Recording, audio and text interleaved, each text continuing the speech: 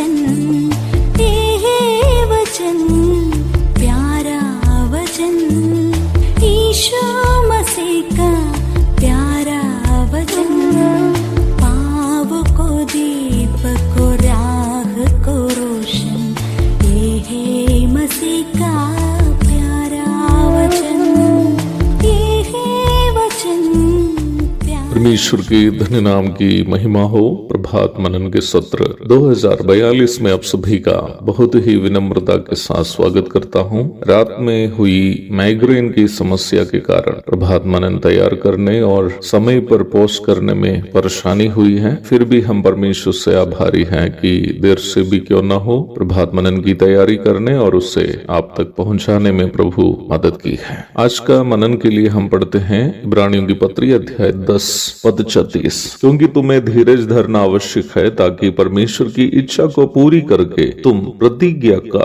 फल पाओ। प्रथम शताब्दी के उन विश्वासियों के द्वारा जो यहूदी भूमिका से विश्वास में आए थे, सहे हुए क्लेशों के विभिन्न परिप्रेक्ष्य पर हम इन दिनों में चर्चा करते आ रहे हैं। निम्न विषय को जारी रखते हुए लेखक 36वीं आयत में अर्थात जो पद हम प्रारंभ में पढ़े हैं कह रहा है कि मसीही जीवन में एक विश्वासी को कष्ट या संकट धीरज से सहने की अनिवार्यता क्या है। पद में इस प्रश्न का उत्तर इस प्रकार दिया है, ताकि परमेश्वर की इच्छा को पूरी करके तुम प्रतिज्ञा का फल पाओ। अध्ययन की सुविधा के लिए हम इस भाग को 2 करके विभाजित कर सकते हैं। पहला भाग परमेश्वर की इच्छा की पूर्ति हो, दूसरा भाग हम प्रतिज्ञा का फल पाए। पहली बात पर पहले चर्चा करेंगे। आयत से हमें इस बात की सूचना अवश्य मिलती है कि मसीही विश्वासियों के जीवन में कष्ट परमेश्वर की जानकारी से ही आते हैं। यह बात हम स्वाभाविक रूप में भी समझ सकते हैं कि सर्वज्ञानी परमेश्वर की जानकारी से कोई बात छिपी नहीं है। इससे बढ़कर वचन से हमें मिलने वाली सूचनाओं से हम ये बात अवश्य समझ सकते हैं कि यद्यपि परमेश्वर बुराइयों से किसी की परीक्षा नहीं करता हो, वह शैतान के द्वारा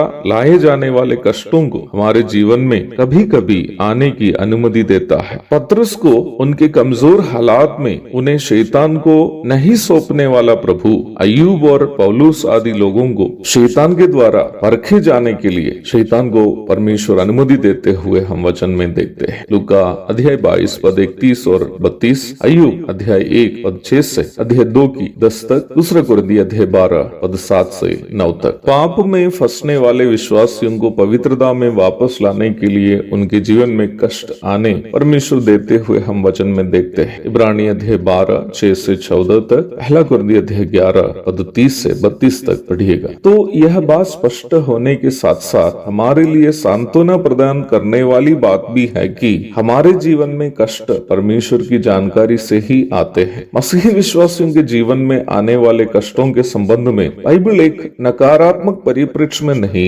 बल्कि पूर्णतया एक सकारात्मक परिप्रेक्ष्य में परिचय कराती है। रोमी 8 की 28 में हम इस प्रकार पढ़ते हैं, हम जानते हैं कि जो लोग परमेश्वर से प्रेम रखते हैं उनके लिए सब बातें मिलकर भलाई ही को उत्पन्न करती है, अर्थात उन्हीं के लिए जो उसकी इच्छा के अनुसार बुलाए हुए हैं। आप पद पर ध्यान दीजिएगा, लिखा है भलाई ही को उत्पन्न करती है, अर्थात केवल भलाई को उत्पन्न करती है। विश्वासियों के जीवन में परमेश्वर की इच्छा अनुसार होने वाली हर बात के पीछे परमेश्वर हमें होने के लिए चाहने वाली एक भलाई है। ध्यान दीजिएगा प्यारो, इस आयत में भलाई शब्द एक वचन में अथवा सिंगुलर में दिया है। यदि ऐसी बात है तो हमारे जीवन में कष्टों को आने देने के पीछे परमेश्वर की एक खास इच्छा है। वो इच्छा क्या हो सकती है, वो भलाई क्या हो सकती है जो हमें कष्ट सहने के लिए देने के पीछे परमेश्वर चाहता है। प्रभु दया करे। निम्न महत्वपूर्ण तथ्य पर हम कल चर्चा करेंगे। तब तक के लिए आपसे विदा हो जाता हूँ। प्रभु आप सबको बहुतायत धीरज देकर आशीष दे ताकि आनंद से आप कष्ट सह सकते। केवल आप ही नहीं, मैं भी मिलकर प्रभु हमारे जीवन में आने वाले कष्टों को आनंद से सह सके। आमीन।